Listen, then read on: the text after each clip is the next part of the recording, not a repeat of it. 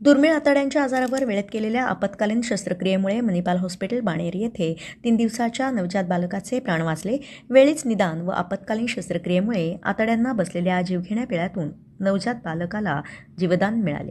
नमस्कार. आज इथं मी तुम्हा सर्वांना एका 3 दिवसांच्या बाळामध्ये झालेल्या एका जटिल शस्त्रक्रियेबद्दलची माहिती देणार आहे. ह्या बाळामध्ये आतडं स्वतःभोवती ट्विस्ट होऊन, ज्याला आम्ही मेडिकली इंटेस्टायनल माल रोटेशन अँड व्हॉल्व्हुलस, मिडगट व्हॉल्व्हुलस असं म्हणतो, ही परिस्थिती निर्माण झालेली होती, ज्याच्यामुळे दुसऱ्या दिवशी 2 दिवसांच्या बाळामध्ये अचानक उलट्या सुरू झाल्या होत्या.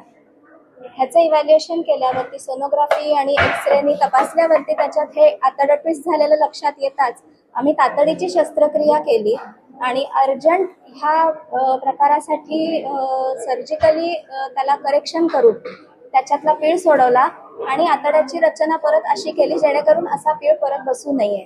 या शस्त्रक्रियेत सर्व पूर्ण आतड्याचा भाग आम्हाला वाचवता आला, रक्तप्रवाह सुरळीत करता आला.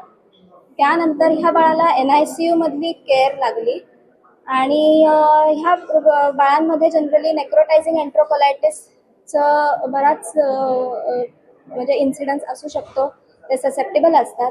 अनफॉर्च्युनेटली ह्या बाळामध्ये तसं त्याची नेक्रोटायझिंग एन्ट्रोकोलायटिसची पण अवस्था निर्माण झाली आणि त्या परिस्थितीत त्याला छोट्या आतड्यात एक छोटं परफोरेशन म्हणतो, आतड्यात भोक पडलं आणि त्याच्यासाठी त्याला दुसरी शस्त्रक्रिया लागली, ज्यात थोडासा भाग जो परफोरेशनचा होता तो काढून आतड्याला नवीन जोड देण्यात आला.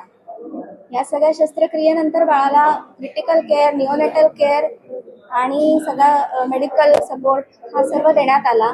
3 आठवड्यांच्या ह्या सगळ्या शस्त्रक्रिया आणि मेडिकल मॅनेजमेंट नंतर बाळ आता व्यवस्थित आम्ही डिस्चार्ज करून घरी आहे. बाळाची वाढ झालेली आहे, बाळ मोठं झालेलं आहे, वजन वाढतंय आणि हेल अँड हार्टी आहे.